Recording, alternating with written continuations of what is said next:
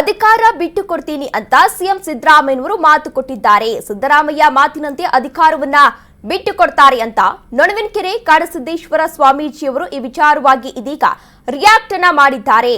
5 ವರ್ಷ ನಾನೇ ಸಿಎಂ ಅಂತ ಸಿಎಂ ಸಿದ್ದರಾಮಯ್ಯನವರು ಹೇಳಿಕೆ ನೀಡಿದ್ರು. ಅದರ ಬೆನ್ನಲ್ಲೇ ಇವರು ಇದೀಗ ರಿಯಾಕ್ಟ್ ಮಾಡಿದ್ದಾರೆ.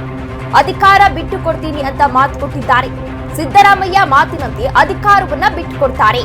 ನೊಣವಿನಕೆರೆ ಕಾಡಸಿದ್ದೇಶ್ವರ ಸ್ವಾಮೀಜಿ ರಿಯಾಕ್ಷನ್ ಕೊಟ್ಟಿದ್ದಾರೆ. 5 ವರ್ಷ ನಾನೇ ಸಿಎಂ ಸಿದ್ದು ಹೇಳಿಕೆಗೆ ಪ್ರತಿಕ್ರಿಯೆ ನೀಡಿದ್ದಾರೆ. ಸಿಎಂ ಸಿದ್ದರಾಮಯ್ಯನವರು ಈಗಾಗಲೇ ಒಂದು ಹೇಳಿಕೆಯನ್ನ ನೀಡಿದ್ರು. ಆ ವಿಚಾರಕ್ಕೆ ಸಂಬಂಧಪಟ್ಟಂತೆ ಇವರು ಇದೀಗ ರಿಯಾಕ್ಟ್ ಅನ್ನ ಕೊಟ್ಟಿದ್ದಾರೆ. ಈ ಅವಧಿಯಲ್ಲೇ ಅಧಿಕಾರವನ್ನ ಬಿಟ್ಟು ಕೊಡ್ತಾರೆ ಅಂತ ಸ್ವಾಮೀಜಿಯವರು ಹೇಳಿದ್ದಾರೆ. ಆ ಭರವಸೆ ನಮಗಿದೆ. ಡಿಸಿಎಂ ಡಿಕೆ ಶಿವಕುಮಾರ್ಗೆ ಅಧಿಕಾರವನ್ನ ಬಿಟ್ಟು ಕೊಡ್ತಾರೆ. ಡಿಕೆಶಿ ಪರ ಇದೀಗ ನೊಣವಿನಕೆರೆ ಸ್ವಾಮೀಜಿಯವರು ಬ್ಯಾಟ್ ಬೀಸಿದ್ದಾರೆ. ಈಗಾಗಲೇ ಕೈಪಾಳ್ಯದಲ್ಲಿ ಸಾಕಷ್ಟು ವಿಚಾರಗಳು ಚರ್ಚೆಯಾಗ್ತಾ ಇದೆ. ಒಂದು ಕಡೆ ಕೆಪಿಸಿಸಿ ಅಧ್ಯಕ್ಷರ ಬದಲಾವಣೆ ವಿಚಾರ ಸಾಕಷ್ಟು ಚರ್ಚೆಗೆ ಗ್ರಾಸವಾಗಿದೆ. ಮತ್ತೊಂದು ಕಡೆ ಸಿಎಂ ಸಿದ್ದರಾಮಯ್ಯನವರನ್ನ ಬದಲಾವಣೆಯನ್ನ ಮಾಡಬೇಕು ಎಂಬ ಒತ್ತಾಯದ ಕೂಗುಗಳು ಕೂಡ ಕೇಳಿ ಬರ್ತಾ ಇದೆ. ಇನ್ನು ಇತ್ತೀಚೆಗಷ್ಟೇ ಕೆಎನ್ ರಾಜಣ್ಣ ಅವರು ಕೂಡ ಒಂದು ಹೇಳಿಕೆಯನ್ನ ಹೇಳಿದ್ರು. ಸೆಪ್ಟೆಂಬರ್ನಲ್ಲಿ ಎಲ್ಲವೂ ಕೂಡ ಬದಲಾವಣೆಯಾಗುತ್ತೆ ಎಂಬ ಹೇಳಿಕೆ ನೀಡಿದ್ರು. ಅದು ಸಾಕಷ್ಟು ಚರ್ಚೆಗೆ ಗ್ರಾಸವಾಗಿತ್ತು.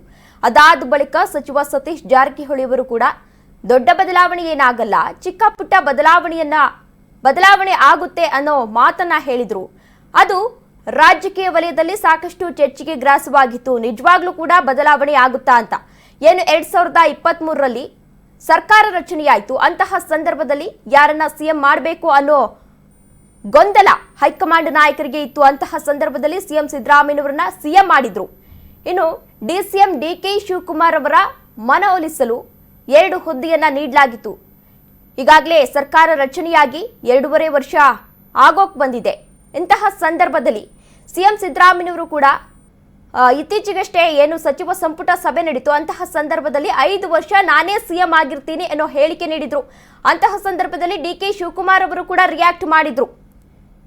ಸಿಎಂ ಸಿದ್ದರಾಮಯ್ಯನವರ ಬೆಂಬಲಕ್ಕೆ ನಿಂತ್ಕೊಳ್ತೇನೆ. ಹೈಕಮಾಂಡ್ ನಾಯಕರು ಏನೇ ತೀರ್ಮಾನವನ್ನ ಕೈಗೊಂಡ್ರು ಕೂಡ ನಾನು ಅದಕ್ಕೆ ಬದ್ಧನಾಗಿರ್ತೇನೆ ಅನ್ನೋ ಹೇಳಿಕೆ ನೀಡಿದ್ರು. ಅದಾದ ಬಳಿಕ ಸುರ್ಜೇವಾಲಾ ಅವರು ರಾಜ್ಯಕ್ಕೆ ಭೇಟಿ ನೀಡಿ ಈಗಾಗಲೇ ಸರಣಿ ಸಭೆಗಳನ್ನ ಕೂಡ ನಡೆಸಿದ್ರು.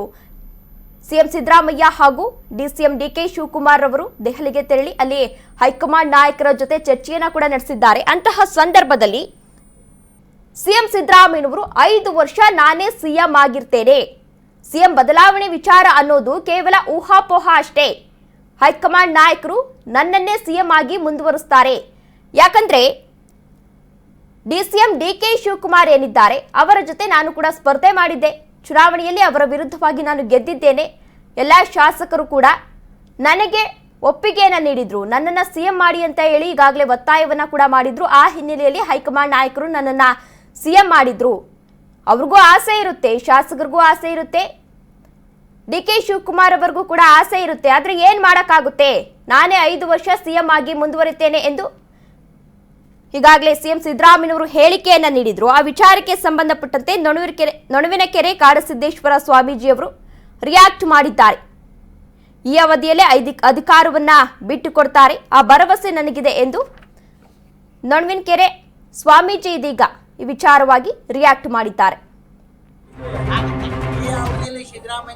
ಈ ಅವಧಿಯಲ್ಲಿ ಸಿದ್ದರಾಮಯ್ಯನವರು ಏನ್ ಮಾತು ಕೊಟ್ಟಿದಾರ ಆ ಸಮಯ ಮೀತಿದ್ದಂಗೆ ಸಿದ್ದರಾಮಯ್ಯರು ಬಿಟ್ಟು ಕೊಡ್ತಾರ, ಆ ಭರೋಸೆ ನಮಗಿದೆ ಅಂತಕ್ಕಂಥ ಮಾತನ್ನ ನಮ್ಗೆ ಹೇಳ್ತಾ ಇದ್ದೇವೆ. ಆಗುತ್ತೆ. ಈ ಅವಧಿಯಲ್ಲಿ ಸಿದ್ದರಾಮಯ್ಯನವರು ಏನ್ ಮಾತು ಕೊಟ್ಟಿದಾರ ಆ ಸಮಯ ಮೀತಿದ್ದಂಗೆ ಸಿದ್ದರಾಮಯ್ಯರು ಬಿಟ್ಟು ಕೊಡ್ತಾರ, ಆ ಭರೋಸೆ ನಮಗಿದೆ ಅಂತಕ್ಕಂಥ ಮಾತನ್ನ ನಮ್ಗೆ ಹೇಳ್ತಾ ಇದ್ದೇವೆ. ಆಗುತ್ತೆ. ಈ ಅವಧಿಯಲ್ಲಿ ಸಿದ್ದರಾಮಯ್ಯನವರು ಏನ್ ಮಾತು ಕೊಟ್ಟಿದಾರ ಆ ಸಮಯ ಮೀತಿದ್ದಂಗೆ ಸಿದ್ದರಾಮಯ್ಯರು ಬಿಟ್ಟು ಕೊಡ್ತಾರ, ಆ ಭರೋಸೆ ನಮಗಿದೆ ಅಂತಕ್ಕಂಥ ಮಾತನ್ನ ನಮ್ಗೆ ಹೇಳ್ತಾ ಇದ್ದೇವೆ. ಆಗುತ್ತೆ.